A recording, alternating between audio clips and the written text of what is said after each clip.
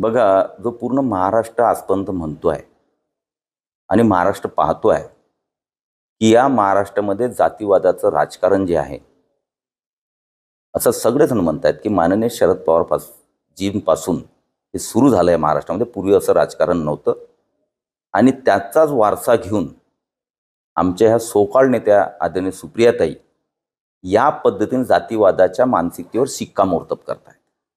आपण जर बघितलं असेल की महाराष्ट्रामध्ये या जातीवादाचं राजकारण जर आपण देवेंद्रजी जेव्हा मुख्यमंत्री झाले तेव्हा कशा प्रकारच्या पवार साहेबांनी टीका केल्या आणि कशा पद्धतीला जातीचं त्यांना जातीमध्ये गुंतवण्याचं काम केलं, हे अशोभनीय काम या महाराष्ट्रामध्ये काही नेते करत असतात.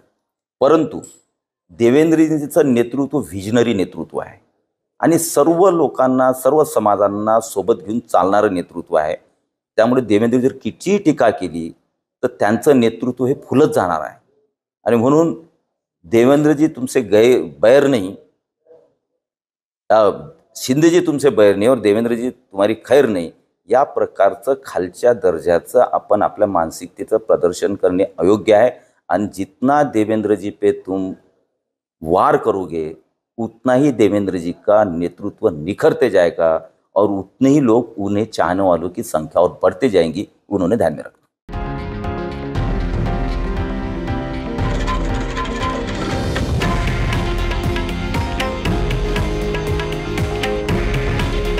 हे आहे देशातील नंबर 1 न्यूज नेटवर्क आणि आपण पाहत आहात TV9 मराठी. काळजी तुमची, हित महाराष्ट्राचं.